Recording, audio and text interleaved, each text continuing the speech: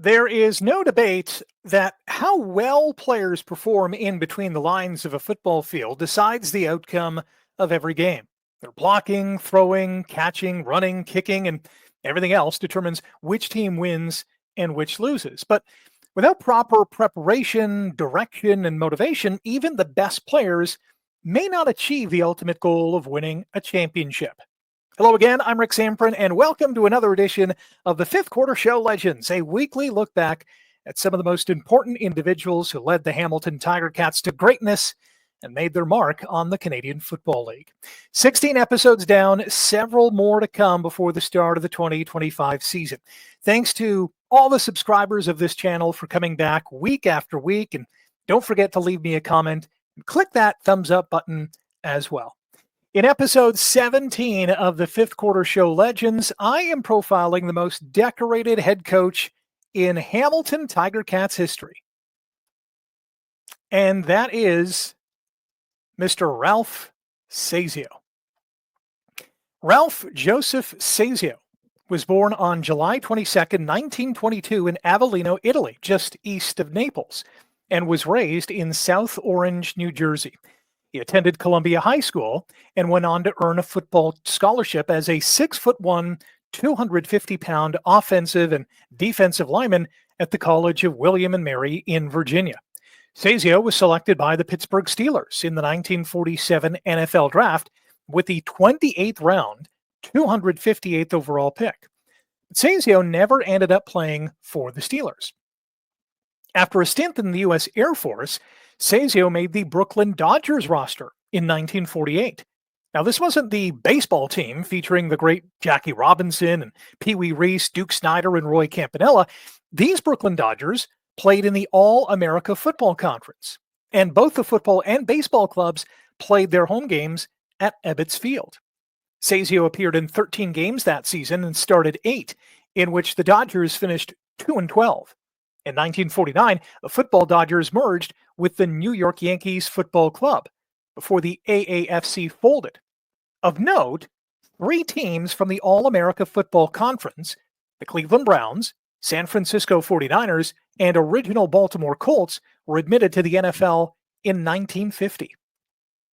The 28-year-old Sazio went north to Hamilton in 1950 to join the newly formed Hamilton Tiger Cats as a player and assistant coach. The Ticats were made up of players from the Hamilton Tigers and Wildcats who agreed to come together after competing for fans and their dollars for several years. Hamilton also had a new head coach, Carl Voiles, who just happened to coach Sazio at William and Mary and again in Brooklyn. In Sazio's rookie season, the Ticats topped the Interprovincial Rugby Football Union, now known as the CFL's East Division, with a record of 7-5. But Hamilton fell to Toronto in the 2-game IRFU semifinal, and the Argos went on to beat Winnipeg 13-0 in the 38th Grey Cup at Varsity Stadium.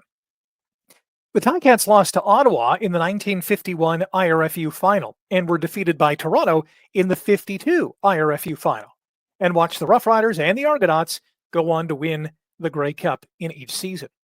1953 turned out to be Sazio's last season as a player, but it was a magical one. The Ticats went 8-6, good for second place, and swept Montreal 2-0 in the RAFU final. Sazio and the Cats squared off against the Blue Bombers in the Grey Cup and won 12-6, thanks to a last-second goal line stand. Sazio hung up his helmet and became a full-time assistant under Voiles in 1954. The Ticats won a combined 17-9 in 1954 and 55, but lost to Montreal and Toronto, respectively, in the playoffs. Voiles, who was now 57 years of age, retired from football after the 1955 campaign to work at a real estate company in Florida that was owned by former Montreal Alouettes owner Eric Craddock.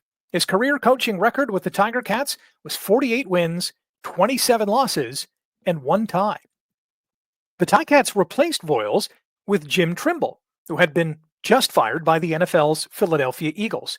Trimble kept Sazio as his assistant, and Hamilton went 7-7, lost to Montreal in the IRFU final. With new star quarterback Bernie Filoni joining the team in 1957, the Tiger Cats won 10 games for the first time in franchise history and roared past the Blue Bombers 32-7 in the 45th Grey Cup. Hamilton won 10 games again in 1958 and in 59 and went to the Grey Cup each year, only to lose to Winnipeg both times.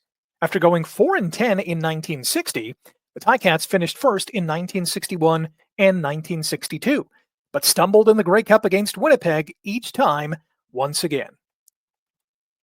The Ticats had been to the Grey Cup in 6 of 7 years between 1957 and 62, but had only one championship to show for it. After a 60-36-2 record in Hamilton, Trimble left to become the head coach of the Alouettes, while Sazio was finally able to lead the Black and Gold after 13 years as a player and assistant. The move paid instant dividends as Hamilton went 10-4 in the regular season, topped Ottawa 25-20 in the two-game East Final, and popped BC 21-10 in the Grey Cup. Hamilton dominated the East during Sazio's 5-year run as head coach. The Cats went 10-3-1 in 1964, but lost their Grey Cup rematch against the Lions. Even so, Sazio was named Coach of the Year. In 1965, Hamilton went 10-4 and grounded the Bombers 22-16 in the CFL's title game. A 9-5 season in 1966 ended in the East Final with 2 losses against Ottawa. And in Sazio's final season as Hamilton's head coach, he guided his team to a 10-4 record, blasted Ottawa 37-3 in the two-game Eastern Final, and smothered Saskatchewan 24-1 in the Grey Cup. The 67 Ticats are best remembered for not allowing a touchdown in their last 6 games. Sazio became Hamilton's general manager in 1968, moved up to president in 1972, and was the VP of football operations from 1978 to 80. In those 13 seasons, the Tiger Cats made the playoffs in each year except for 2. They finished in first place in the East 3 times, made the Grey Cup final in 1972 and 80, and won it all in 72. In 1981, Sazio rocked the Ticats and the CFL when he decided to join the arch-rival Toronto Argonauts as president. The Argos went 2-14 in 81, but Sazio brought in new head coach Bob Obilovich in 1982, and Toronto won the East and went on to the Grey Cup, only to lose to BC. The following season, Toronto beat the Ticats in the East Final and then edged the Lions 18-17 in the Grey Cup, ending their 31-year title drought. The Boatmen went on to play in one more Grey Cup during Sazio's tenure in 1987, but lost to Edmonton. In 1989, Sazio convinced a young player named Michael Clemens, a fellow William and Mary football star, to give the CFL a shot after he failed to make it in the NFL. Sazio signed Clemens, and the pinball phenomenon was born. Sazio's final year in the CFL was 1990, ending 40 fantastic years in the 3-down game. His coaching record remains the best in Hamilton's history, with 49 wins, 20 losses, and 1 tie, a .710 winning percentage. He won 1 championship as a player, 1 as an assistant coach, a Ticats franchise best 3 as a head coach, and 2 more as presidents of the Cats and Argos. Sazio passed away at age 86 in Burlington in 2008. Ralph Sazio, the forceful but kind-hearted head coach who was inducted into the Canadian Football Hall of Fame in 1998 and added to the Ticats Wall of Honor in 2003, is a true legend.